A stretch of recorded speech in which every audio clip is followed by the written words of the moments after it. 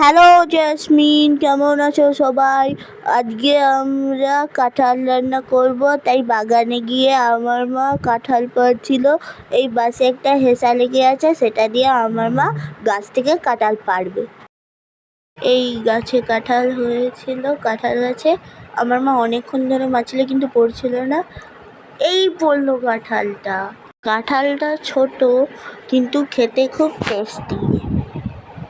আমার মা এখানে বলছে যে ওই কলা গাছটায় কলা কাঁদি হয়েছে, দেখা তো এই কলা কাঁদিটা হয়েছে।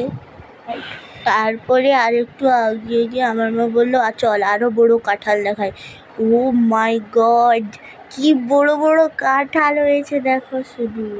3টে হয়েছে, ওই উপরে একটা, তার নিচে একটা, আর সে পাশে আর একটা হয়েছে। এরপর আমার মা একটা 12 মাসি আম গাছ দেখানোর জন্য নিয়ে গিয়েছিল। তাতে ছোট ছোট এই আম ধরেছে। এটা 12 মাসে আম গাছ, তাই প্রতি মাসই হয়। গাছটায় ছোট ছোট আম প্রচুর হয়েছিল, কিন্তু গাছে অনেক ঝুল দেখা গিয়েছিল। তারপর আমার মাকে জিজ্ঞাসা করলাম এগুলো কি, বললো যে এগুলো এক ধরনের পোকা। অনেকগুলো হয়েছে পোকাগুলো, কিন্তু আমও অনেক সুন্দর সুন্দর ছোট ছোট হয়েছে, কি সুন্দর দেখতে। তো এখানে আমার মা রান্নাঘরে এসে গেছে, এতে জল ঢালছে। জল ঢালার পরে তাতে একটু হলুদ গুঁড়ো দিচ্ছে, যাতে কাঁঠালটা ওতে কেটে রাখার পরে তাতে স্বাদ আসে। এবার আমার মা বটিতে তেল লাগাচ্ছে ও হাতে তেল মাখছে, যাতে কাঁঠালের আঠাটা না চিপটে যায়। কাঁঠালটাকে 4 ভাগে করে আবার একটি ভাগে 2 ভাগে ভাগ করছে। তার মাঝখানে চিড়াটিকে কেটে তারপরে তাকে টুকরো টুকরো করে হলুদ মাখা জলে দিয়ে দিচ্ছে। তারপর এখানে মিক্সচার মেশিনে এসে মা টমেটো, আদা আর লঙ্কা কেটে রেখে দিয়েছিল। তারপর আমি মিক্সচার মেশিন চালু করে সেগুলোকে বেটে দিয়েছিলাম। কি বিকট শব্দ, শুনুন আপনারা, শুনে পুরো কানটা ঝালাপালা হয়ে গেল। এটা হলো টমেটো, আদা, লঙ্কার পেস্ট, যেটা কাঁঠালের তরকারিতে দিতে হবে যাতে স্বাদ বাড়বে।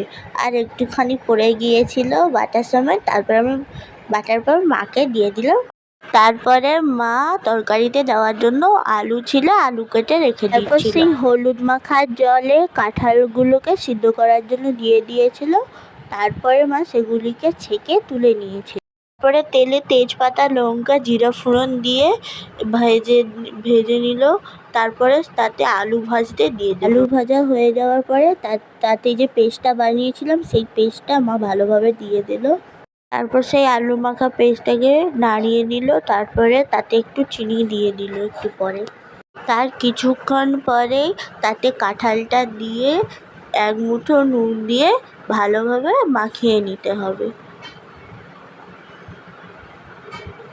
তারপরে ভালোভাবে মশলাগুলি মাখা হয়ে গেলে তাতে 1 জাম জল দিতে হবে।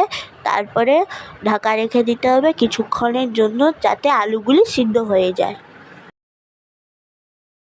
কিছুক্ষণ হয়ে যাওয়ার পর খুলে দিয়ে তাতে গরম মশলা, ধনা, জিরা, পানমৌরি আর মিক্সড মশলা দিয়ে ভালোভাবে মিশিয়ে নিতে হবে।